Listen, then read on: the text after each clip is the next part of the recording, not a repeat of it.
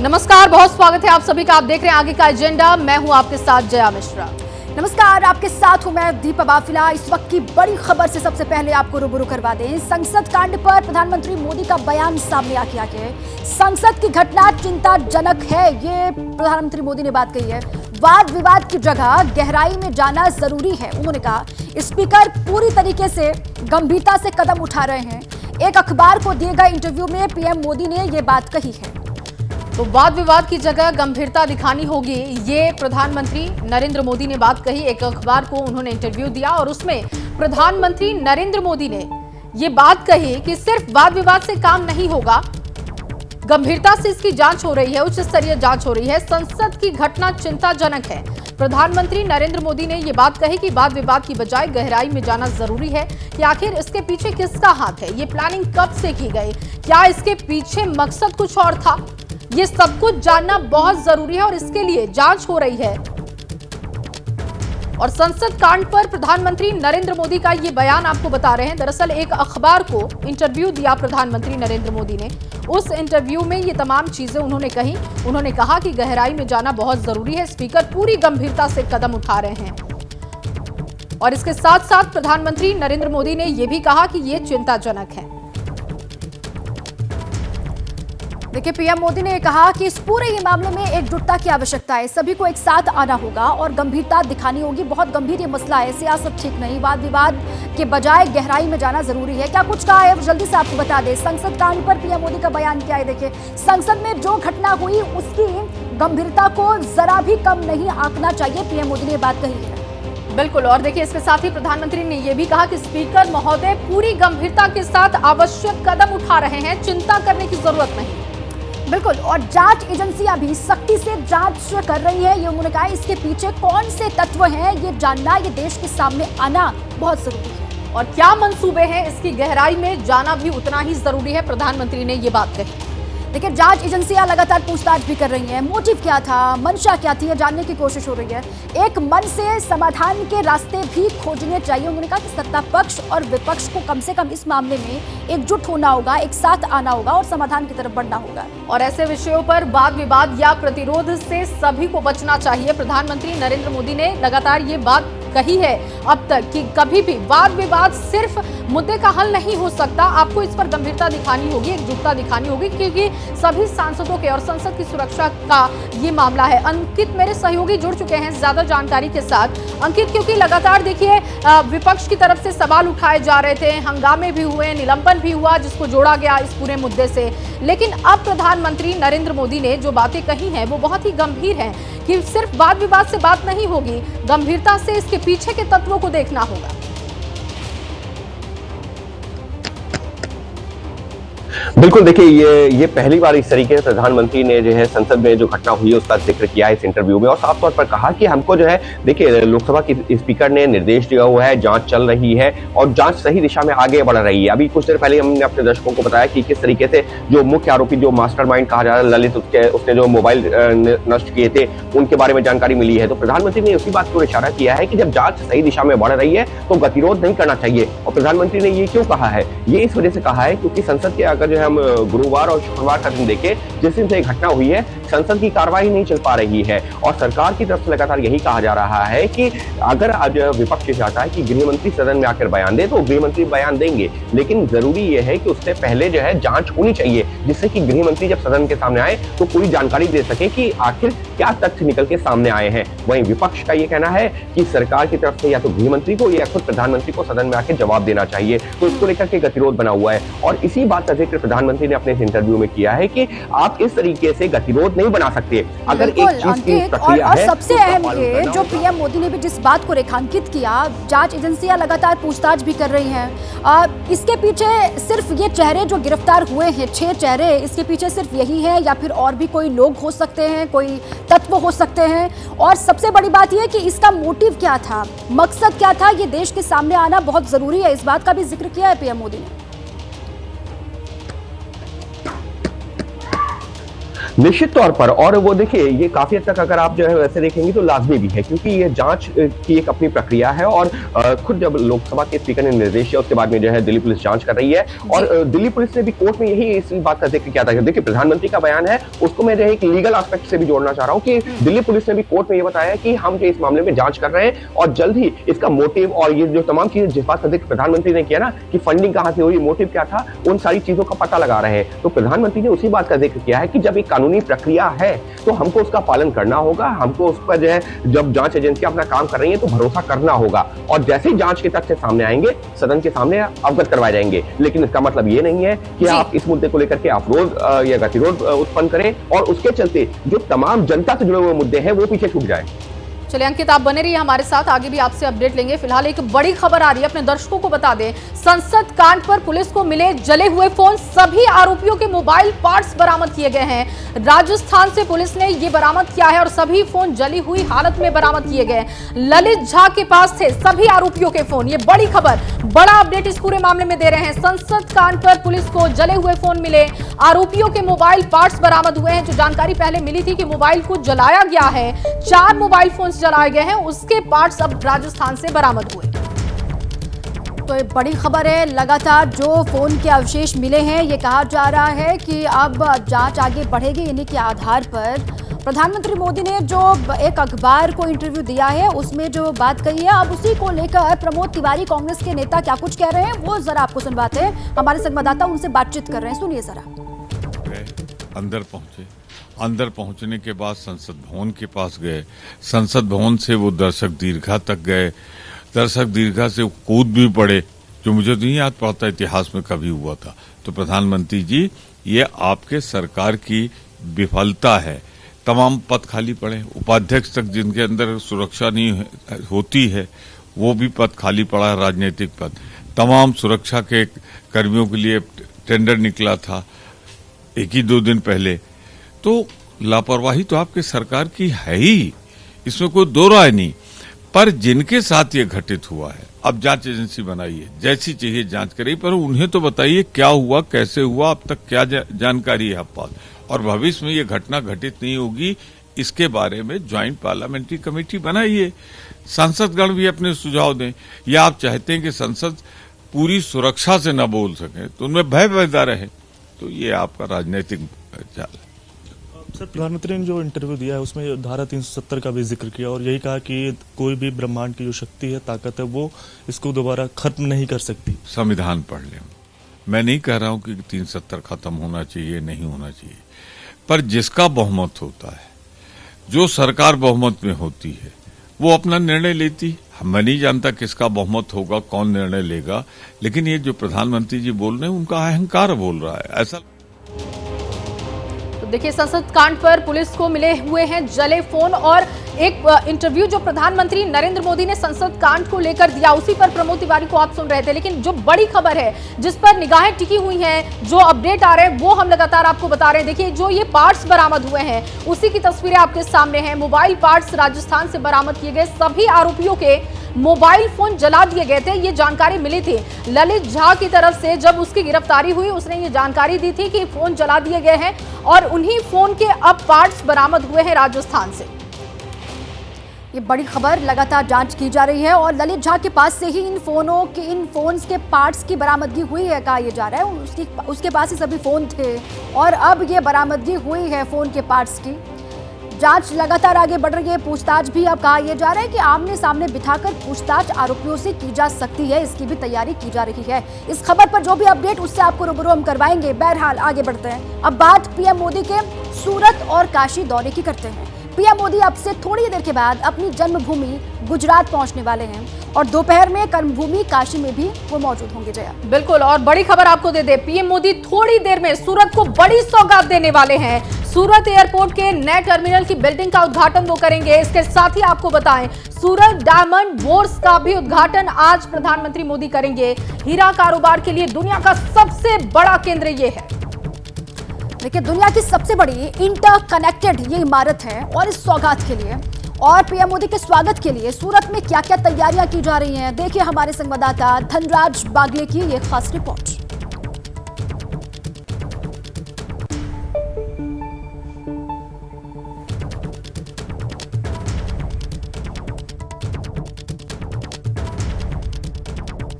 प्रधानमंत्री नरेंद्र मोदी आज सूरत पधार रहे, ऐसे में उनके स्वागत के लिए कई जगह पर पॉइंट नक्की किए गए। तस्वीरें आप देख सकते हो, इस प्रकार से स्वागत के लिए यहाँ पर पियानो बजाया जा रहा है। उनके स्वागत को लेकर काफ़ी उत्साहित लोग यहाँ पर नजर आ रहे हैं। अलग अलग 6 जगह पर प्रधानमंत्री नरेंद्र मोदी का स्वागत किया जाएगा।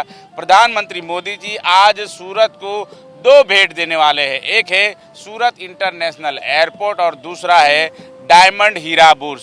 यहाँ पर कई जगह पर स्वागत पॉइंट रखे गए हैं। ऐसे में लोग हैं उत्साहित है। सुबह से यहाँ पर कई रत्न कलाकार है सूरत एयरपोर्ट के बाहर तिरंगा लेकर खड़े हैं और इस प्रकार से यहाँ देख सकते हो आप स्वागत पॉइंट बनाए गए हैं। बातचीत करेंगे। आप बताइए कितना उत्साहित है और किस तरह का माहौल है?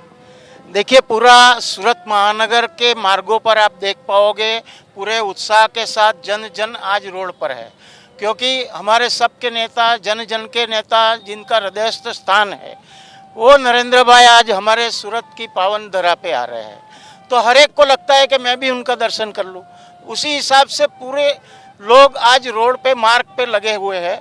आप पूरे सूरत महानगर के रोड पे आज मानव मेहरामण देख पाओगे। बिल्कुल देख सकते हो आप, उत्साहित है काफ़ी लोग यहाँ पर।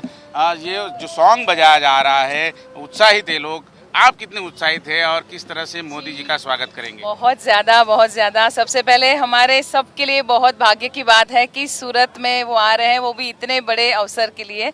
और दूसरा कि मेरा जो म्यूज़िक एकेडमी है वो सूरत में फर्स्ट टाइम फीमेल बैंड हम लोग ने प्रस्तुत किया है, तो उसको सर के सामने, मोदी जी के सामने हमें प्रेजेंट करने का मौका मिल रहा है। तो हम सबके लिए बहुत ज़्यादा, हम कल से बहुत ज़्यादा उत्साहित है कि भाई कैसे हम लोग बजाएंगे, क्या करेंगे, ये करेंगे, वो करेंगे। एंड वी रियली विश कि मोदी जी खड़े रहे और हम उनके सामने बजाए। एंड बस यही आरजू है हमारी। नन्हे मुन्ने बच्चे भी है, आप कितने उत्साहित है? मैं बहुत ही ज़्यादा उत्साहित हूँ और मुझे एक बहुत अच्छा मौका मिला है मोदी जी के सामने प्रेजेंट करने का, तो मैं बहुत धन्यवाद कहूँगी। बिल्कुल, जिस तरह से यहाँ पर ड्रम भी बजाया जाएगा, कितने खुश हो आज और किस तरह से स्वागत करेंगे मोदी जी का? मैं बहुत खुश हूँ और बहुत प्राउड फीलिंग आ रही है कि आज हम रिप्रेजेंट कर पाएंगे हमारे ग्रुप को। बेटा, आज क्या बजाने वाले हैं? मेलोडिका। बिल्कुल देख सकते हो तस्वीरें आप, इस प्रकार से जब यहाँ उत्साह का माहौल है। प्रधानमंत्री मोदी जी है वो सूरत पधार रहे, ऐसे में कई जगह पर इस तरह के स्वागत पॉइंट बनाए गए हैं। कैमरामैन राकेश पानवाला के साथ धनराज बागले, एबीपी न्यूज, सूरत। तो देखिए, तैयारियां लगभग वहां पूरी हो चुकी हैं। प्रधानमंत्री नरेंद्र मोदी आज पहुंचने वाले हैं। ताजा अपडेट इस वक्त क्या है, मनोज्ञा लोईवाल मेरी सहयोगी बताएंगे। मनोज्ञा, क्योंकि प्रधानमंत्री नरेंद्र मोदी पहुंच रहे हैं, सबसे पहले बताइए कितने बजे पहुंचेंगे प्रधानमंत्री, किस तरीके से कार्यक्रम को आगे बढ़ाया जाएगा, क्या तैयारियां ग्राउंड पर हैं?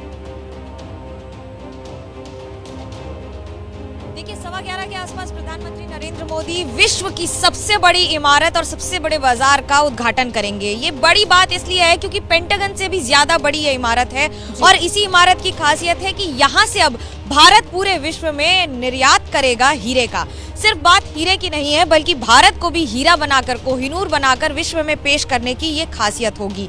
प्रधानमंत्री नरेंद्र मोदी आज 2 जगह दौरा करेंगे, एक सूरत और उसके बाद वाराणसी। एक जन्मभूमि तो दूसरी कर्मभूमि। लेकिन जन्मभूमि की खासियत ये है कि ये उनकी कर्मभूमि शुरू से रही है और अपने लगभग 60 दशक के उनके अनुभव में उन्होंने सबसे ज्यादा समय क्योंकि गुजरात में बिताया है और गुजरात की अगुवाई की है बतौर मुख्यमंत्री। ये उनके लिए बहुत ही ज्यादा एक करीबी बात होती है। सूरत की अगर मैं बात करूं तो सूरत के लिए ये पूरा टर्न अराउंड होगा और एक तरह से राजनीतिक कदम भी होगा, क्योंकि सूरत एकमात्र ऐसी जगह थी जहां पर काउंसिलर्स की सीट आम आदमी पार्टी ने जीती थी, जहां पर थोड़ा बहुत कांग्रेस का वर्चस्व रहता था। लेकिन अब पिछले चुनाव के बाद बीजेपी ने लगभग हर इलाके में सूपड़ा साफ कर दिया है अपने विरोधियों का और ये एक बड़ा जवाब भी होगा, क्योंकि विकास के तौर पर जिस तरह से आगे बढ़ने का प्रयास किया जा रहा है और ये एक नई पेशकश की जा रही है पूरे विश्व में रखने की, सूरत की नई सूरत की वो बड़ी ही खूबसूरत है, जी क्योंकि बिल्कुल जिस तरह से मनोकिया, फ्लाईओवर्स बने सूरत हैं, के जिस तरह नए से सूरत मार्केट की सौगात वो देने जा रहे हैं आज। आप रहे हमारे साथ, एक और बड़ी खबर है, लौटूंगी आपके पास। सूरत डायमंड बोर्ड से एक और जहां देश का मान बढ़ने जा रहा है, तो दूसरी ओर इस पर सियासत भी शुरू हो चुकी है। बड़ी खबर जान लीजिए, सूरत डायमंड बोर्ड पर शिवसेना का निशाना, एक राज्य में जा रहा है पूरे देश का रोजगार। शिवसेना उद्धव गुट के संजय राउत का बयान है ये। क्या देश में सिर्फ एक ही राज्य है? संजय राउत ये पूछ रहे हैं और उन्होंने सीधे सीधे निशाना सरकार पर साधा और ये कहा कि सिर्फ एक ही राज्य है देश में जहां पूरा रोजगार जा रहा है, पूरे ये देश का। और सवाल ये भी उन्होंने पूछा कि क्या सिर्फ एक देश है जहां पर सारा पैसा लगाया जा रहा है, सारा रोजगार देश का जा रहा है? ये बड़ी खबर। तो क्या देश में सिर्फ एक ही राज्य है? संजय राउत ने ये बयान दिया है, सुनते हैं। पूरे मुंबई और महाराष्ट्र से रोजगार छीनकर एक राज्य में जा रहा है। पूरे देश से, सिर्फ मैं महाराष्ट्र की बात नहीं कर रहा हूँ, पूरे देश का रोजगार छीनकर सिर्फ एक राज्य में जा रहा है। ये इजरायली नीति है, आपको बोल रहा हूँ मैं। पूरे देश का रोजगार छीनकर एक राज्य में जा रहा है, ये गलत है। मुंबई से, कलकत्ता से, बिहार से सभी ठेके एक राज्य के ठेकेदारों को दिए जा रहे हैं। सभी आर्थिक जो गणित है वो एक राज्यों के तरफ जाने का मार्ग हमको दिख रहा है।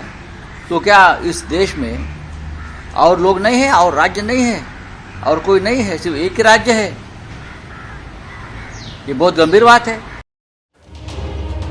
देखिए, सिर्फ संजय राउत ही नहीं बल्कि शरद पवार ने भी सूरत डायमंड बोर्ड्स को लेकर मोदी सरकार पर निशाना साधा है, सुनते हैं।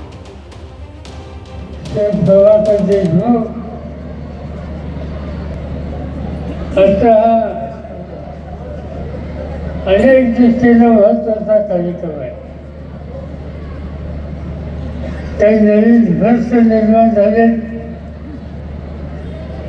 त्यासाठी स्वतंत्र राज्य सरकारला विश्वासात घेऊन बैठक करावी लागेल आणि स्थानिक लोकांच्या जमिनी वाचतील कशा। संजय राउत और शरद पवार की बातें आपने सुनी। मनोज्ञा लोईवाल हमारी साथी लगातार बनी हुई है, सीधे उन्हीं का रुख कर लेते। मनोज्ञा, ये डायमंड सिटी को डबल सौगात तो पीएम मोदी दे रहे हैं, लेकिन ये गर्व का मौका पूरे देश के लिए है। अब इसको लेकर सियासत भी सातवें आसमान पर दिखाई दे रही है, क्योंकि इसके दूरगामी जो नतीजे होंगे या फिर सियासी परिणाम जो दिखेंगे उसको भांपते हुए ये सियासत। देखिए, एक बात बहुत ज़रूरी होती है कहीं भी सियासत में या राजनीति में, वो है टाइमिंग।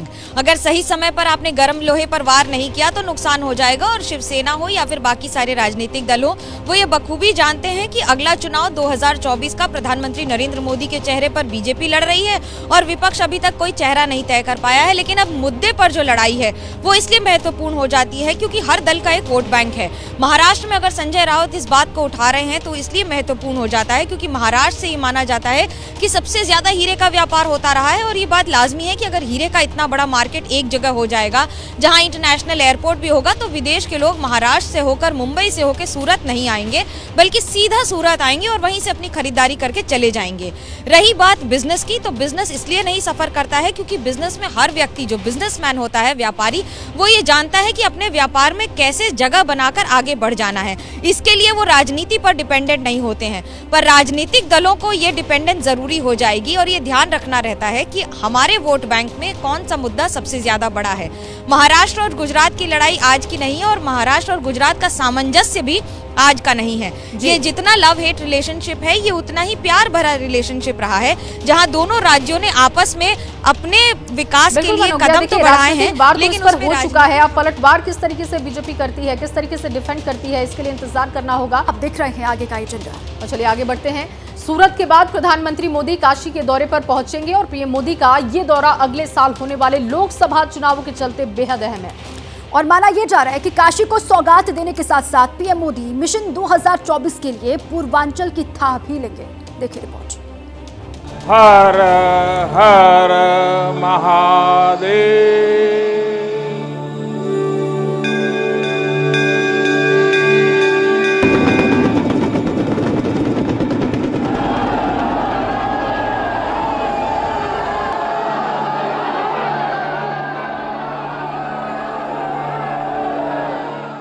प्रधानमंत्री नरेंद्र मोदी 3 राज्यों में चुनाव जीतने के बाद 2 दिनों के दौरे पर शिव की नगरी काशी पहुंचेंगे।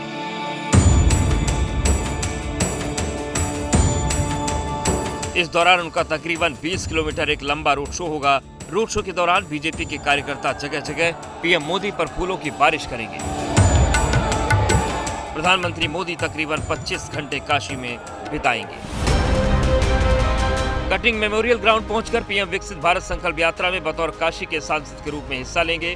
यहां कुछ लाभार्थियों से संवाद करने के बाद वो छोटी जनसभा को संबोधित करते हुए नमो घाट के लिए रवाना होंगे। नमो घाट पर पीएम मोदी 30 दिसंबर तक चलने वाले काशी तमिल संगमम 2 का उद्घाटन करने के बाद 4000 से ज्यादा लोगों को संबोधित करेंगे।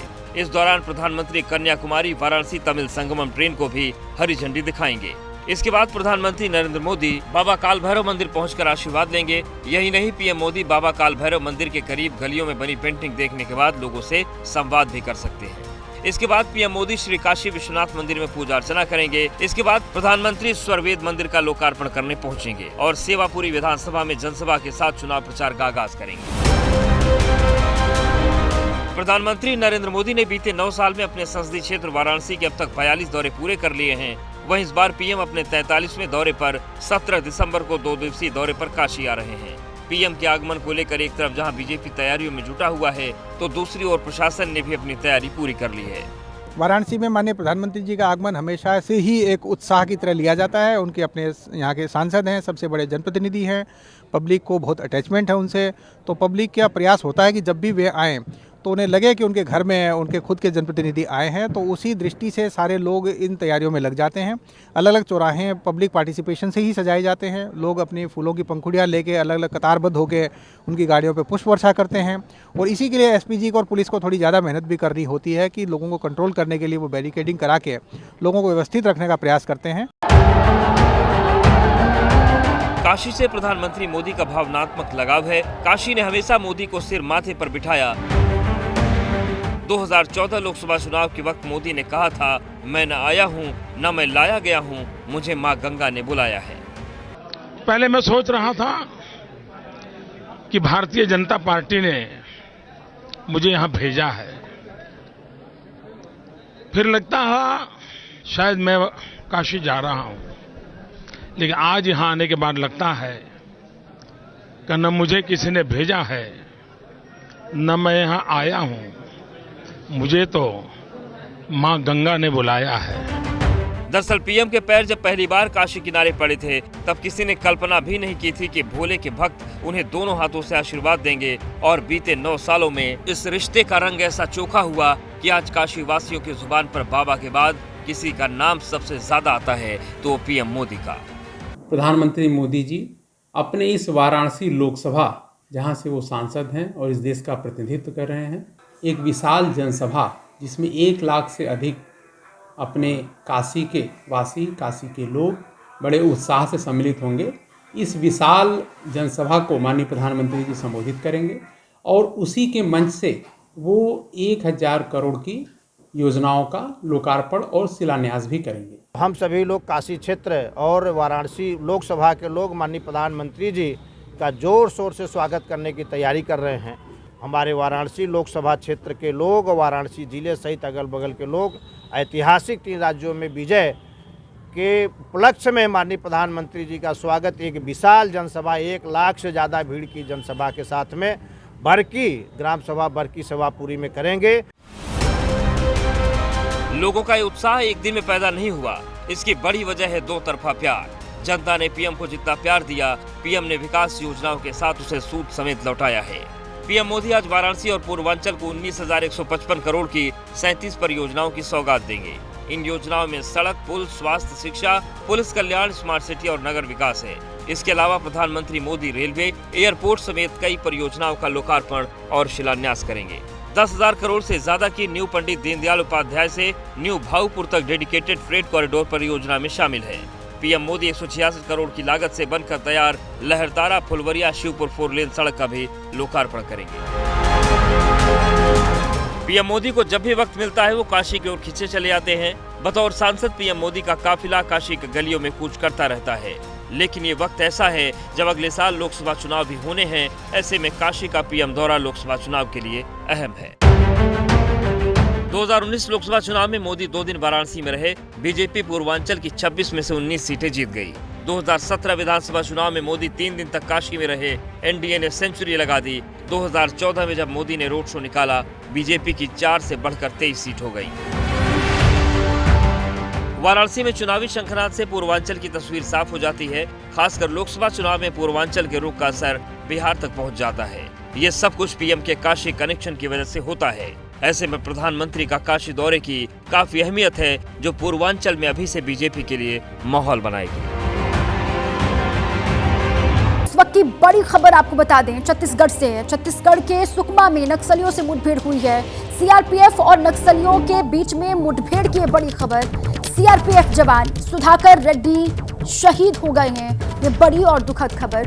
कांस्टेबल रामू गोली लगने से घायल बताए जा रहे हैं। आसपास के इलाके से 4 संदिग्ध पकड़े गए हैं। नक्सली हमला यहां पर हुआ छत्तीसगढ़ के सुकमा में, और उसके बाद ये खबर। बिल्कुल, ये बड़ी खबर, बड़ी जानकारी मिल रही है। और इस पर ताज़ा अपडेट देने के लिए ज्ञानेंद्र मेरे सहयोगी जुड़ चुके हैं। ज्ञानेंद्र, कब की ये घटना है, क्या अभी डेवलपमेंट है इस पूरे मामले में? देखिए, सुबह 7 बजे की ये घटना है। सुकमा जिले का जगरगुंडा जब हम पढ़ते हैं तो इसे नक्सलियों की राजधानी कहा जाता है, और नक्सलियों का सबसे बड़ा आतंक अगर पूरे देश में कहीं है तो वो जगरगुंडा में है। और 165वीं बटालियन की कंपनी आज उसी इलाके में सर्च ऑपरेशन करने निकली थी। आपको पता है, दर्शकों को पता है कि सरकार का नया गठन हुआ है और नक्सलवाद एक बहुत बड़ी चुनौती रहा है।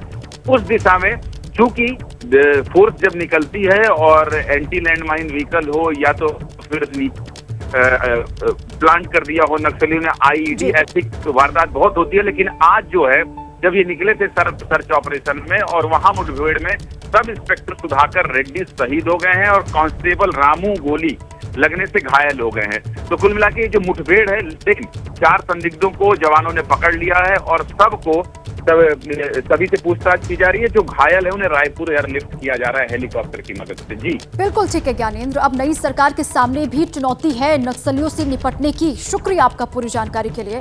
ये नक्सली हमला, सीआरपीएफ जवान सुधाकर रेड्डी शहीद हुए हैं। ज्ञानेंद्र ये जानकारी दे रहे हैं। और साथ ही कांस्टेबल रामू भी गोली लगने की वजह से घायल बताए जा रहे हैं। आसपास के इलाके से 4 संदिग्ध पकड़े गए हैं। ये इस वक्त की जानकारी आपके सामने छत्तीसगढ़ से है। बड़ी खबर, सीआरपीएफ और नक्सलियों में मुठभेड़ की खबर, और दोनों के बीच में मुठभेड़ से जुड़ी ये जानकारी है कि सीआरपीएफ जवान सुधाकर रेड्डी शहीद हो गए हैं। आसपास के इलाके से 4 संदिग्ध पकड़े गए और एक कांस्टेबल रामू को लेकर भी जानकारी है कि गोली लगने की वजह से वो भी घायल हुए हैं।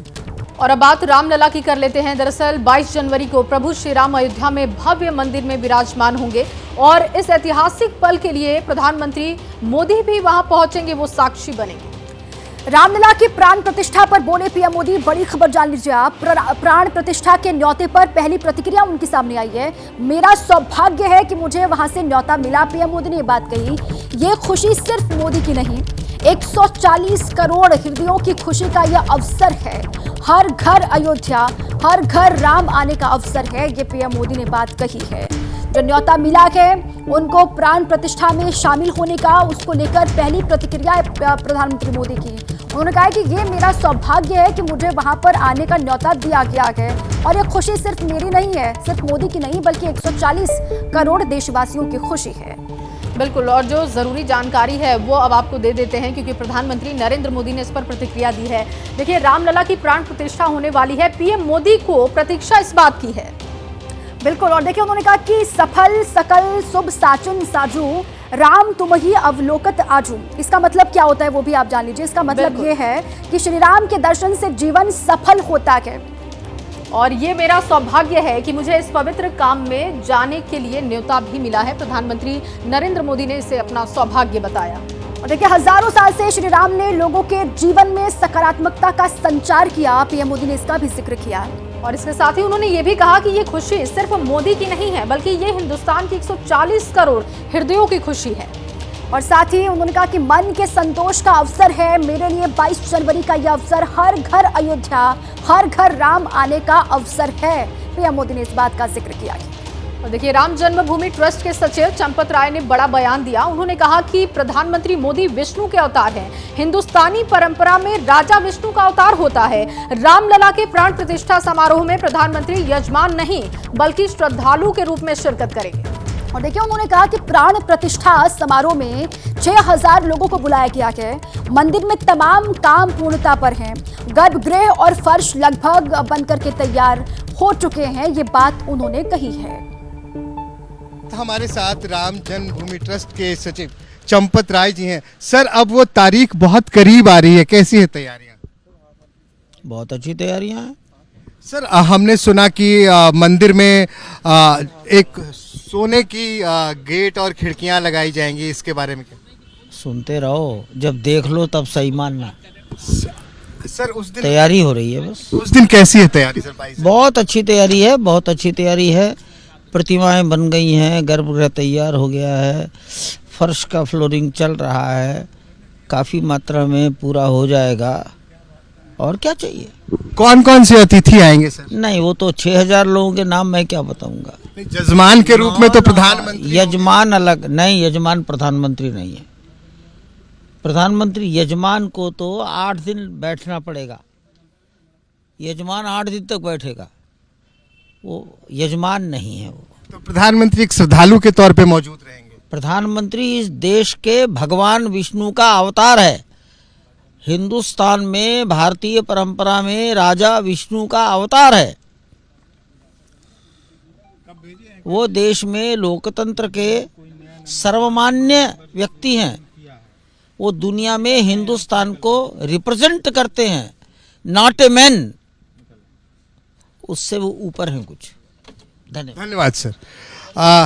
तो ये थे, आप कह सकते हैं, राम जन्मभूमि ट्रस्ट के हीरो। इन्हें लोग कलयुग का हनुमान भी कह रहे हैं कि इन्होंने जो सारे तमाम एफर्ट्स किए, उस एफर्ट्स के बाद अब राम जन्मभूमि में रामलला प्रतिष्ठित होने के लिए पूरी तरह से तैयार हैं। टाट से ठाट और ठाट से महल में आने का वक्त बहुत ही करीब हो चुका है। और जैसा कि अभी चंपत राय जी ने कहा कि यजमान के रूप में नहीं बल्कि एक श्रद्धालु के रूप में वहाँ पे प्रधानमंत्री नरेंद्र मोदी मौजूद होंगे।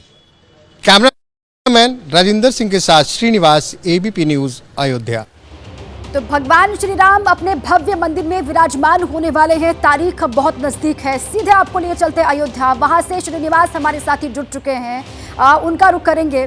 किस तरीके से वहां पर तैयारियां चल रही हैं, क्या कुछ वहां पर हो रहा है? क्योंकि 22 तारीख अब बहुत करीब है। प्राण प्रतिष्ठा का इंतजार पूरा देश कर रहा है। क्या तैयारियां वहां पर? दीपा, देखिए, पूरी अयोध्या नगरी को सजाया और संवारा जा रहा है। लेकिन मैं आपको एक तस्वीर दिखाता हूँ। इस वक्त हम राम जन्मभूमि पथ के बिल्कुल सामने मौजूद हैं और ये ठीक पीछे आप जो तस्वीर देख रही हैं, ये राम जन्मभूमि की तरफ जाने के लिए भव्य द्वार का निर्माण किया जा रहा है। दिन रात, मैं आपको बताऊं कि दिन रात 24 घंटे लगातार काम चल रहा है, 3 शिफ्ट में। और ये देखिए आपके सामने ये तैयारी राम जन्मभूमि जाने के लिए जो दर्शन पथ है, जिसे जन्मभूमि पथ भी कहा जाता है, उस पथ पे ये द्वार तैयार किया जा रहा है। और अभी भी आप तस्वीरों में देख सकते हैं कि दोनों गुंबजों के ऊपर ये तमाम मजदूर जो हैं वो वहाँ पे लगातार काम कर रहे हैं। अभी सुबह का वक्त है, लेकिन मैं आपको बता दूं कि सिर्फ सुबह नहीं, 24 घंटे यानी कि पूरे 3 शिफ्टों में यहाँ पे काम चल रहा है। और इसी तरह से लगभग पूरी अयोध्या नगरी को सजाया और संवारा जा रहा है।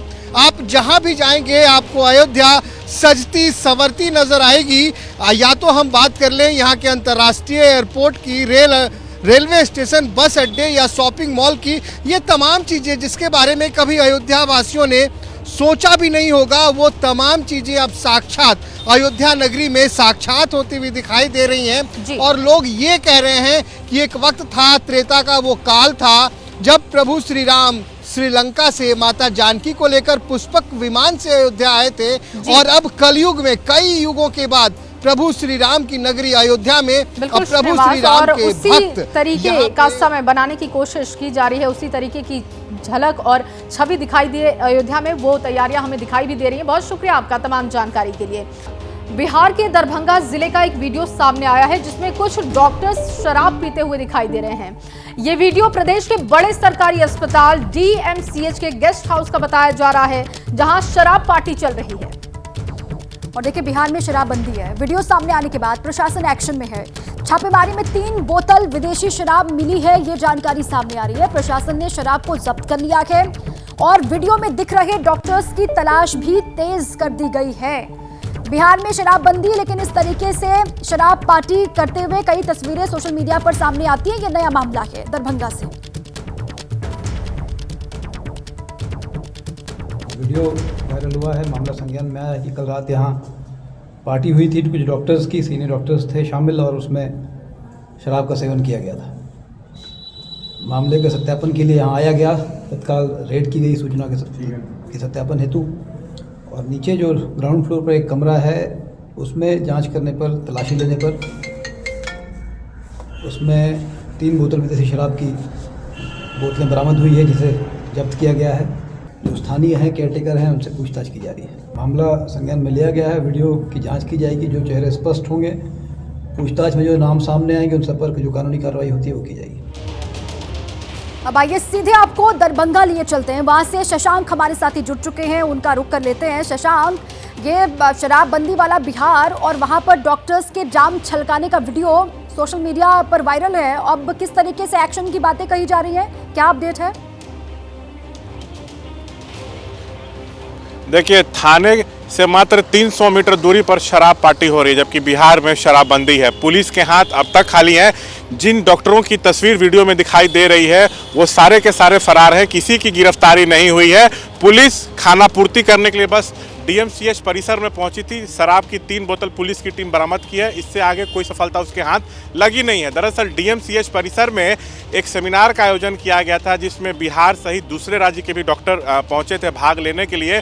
और रात को जो है DMCH परिसर में जो गेस्ट हाउस है, उसमें शराब पार्टी की गई है। तो उस दौरान वीडियो वायरल हुआ है, कई डॉक्टर शराब पीते नजर आए हैं, लेकिन पुलिस के हाथ अभी भी खाली है। सिर्फ 3 बोतल पुलिस जो है बरामद की है। और आपको बता दें, आए दिन बिहार में शराब मिलने की बात सामने आती है। लोग जहरीली शराब से मरते हैं। शराबबंदी जमीन पर पूरी तरह से फेल है। जी, बहुत शुक्रिया शशांक, तमाम जानकारी के लिए। आगे भी जो भी अपडेट होगा आपसे लेते रहेंगे। एक बड़ी खबर अपने दर्शकों को दे दे। दरभंगा में शराब पार्टी को लेकर अब सियासत भी तेज हो गई है। बीजेपी ने बिहार सरकार पर सवाल उठा दिए हैं। नेता प्रतिपक्ष विजय सिन्हा ने कहा है कि बिहार में शराबबंदी सिर्फ दिखावे के लिए है। प्रदेश में शराब की होम डिलीवरी होती है। डॉक्टर शराब पार्टी कर रहे हैं, सख्त कार्रवाई होनी चाहिए। अब इस पूरे मामले को लेकर सियासत किस तरीके से तेज है, बीजेपी हमलावर हो चुकी है। कहा यह जा रहा है कि बिहार में शराब खुलेआम बांटी जा रही है। आज दरभंगा के अंदर जिस तरह का समाचार आ रहा है कि डॉक्टरों के मीटिंग में शराब पार्टी चली, बिहार के अंदर शराबबंदी सिर्फ दिखावा के लिए है। खुल करके शराब हर जगह उपलब्ध है। होम डिलीवरी का खेल है। इनके शासन प्रशासन में बैठे लोगों के संरक्षण में शराबबंदी का धज्जी उड़ रहा है। और बिहार के माननीय मुख्यमंत्री जी शराबबंदी के नाम पर अवैध कमाई का एक माफियाओं का गिरोह खड़ा कर दिया है और रेवेन्यू बिहार का बर्बाद आप कर रहे हैं। अवैध कमाई आपके सत्ताधारी दल के लोग ही कर रहे हैं। वहीं जन अधिकार पार्टी के प्रमुख पप्पू यादव ने भी सवाल उठाए हैं। उन्होंने कहा कि बिहार शराब का अड्डा बन गया है। मैं लगातार पहले भी DMCH से शराब का धंधा चलता है और ऐसे जगह जो सबसे ज्यादा सुरक्षित हो, वहां से सबसे ज्यादा रसूखदार लोगों के बीच शराब की बोतलें, महंगी बोतलें जाती है। मैंने कहा था कि वहाँ कौन से गोरख धंधे नहीं होते हैं। वहाँ शराब का अड्डा है, शबाब का अड्डा है, कबाब का अड्डा है। वो DMCH नहीं है, वो ऐशो आराम की जिंदगी है। मैं हमेशा कहता रहा हूँ कि शराब कोई घर बाकी नहीं रहा, कोई आदमी बाकी नहीं रहा। मैं सरकार से मांग करता हूँ कि अविलंब डिस्चार्ज किया जाए, FIR लॉन्च किया जाए और सभी डॉक्टर को जेल भेजा जाए। तो देखिए इस मामले पर सियासत तेज है और किस तरीके से सियासत के बाद अब एक्शन होगा इस पर भी हमारी नजर होगी।